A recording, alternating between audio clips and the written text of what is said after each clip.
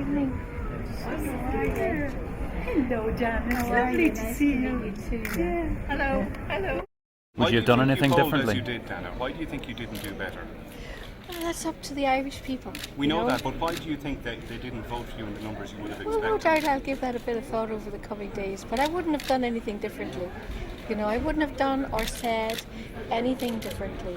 And at the end of the day, you put yourself forward, you do what you have to do and say what you have to say, and then you respect what the Irish people decide. Dana, were you surprised at the level of scrutiny from the Irish media around the tenor of, I suppose, the coverage of the election campaign? Well, the media have their job to do, and it wouldn't have changed and didn't change what I had to say and do.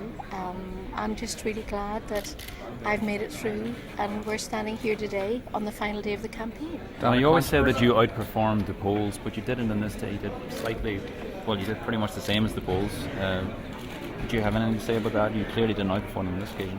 Well, that's how it is, and I'll sit and reflect over that and look at that, absolutely. Are you considering running for public office again?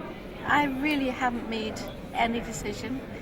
The only decision I'm making at this time is to enjoy this evening and to sit down for a little while and catch my breath. But you haven't ruled it out, Dana, have you? I really haven't given it any thought at all. Dana, what does it say about it? Dana, are you going to take a holiday?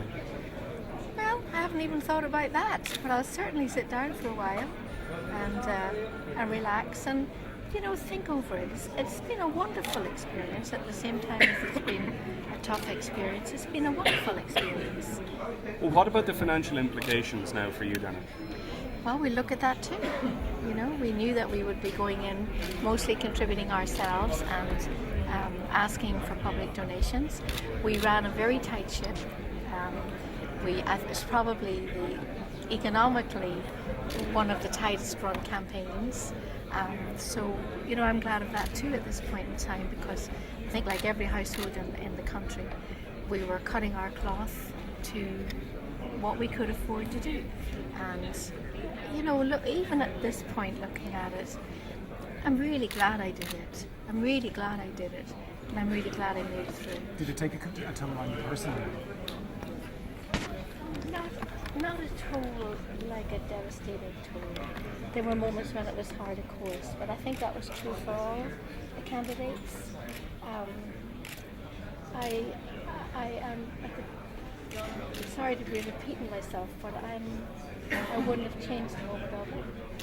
What I the effects said, on your family, it's obviously been a difficult campaign for your family compared to previous ones that have been involved. I wouldn't have changed why I went forward, what I said or what I did.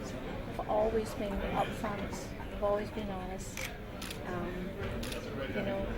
I believe people know that, and I'm just glad we're all here.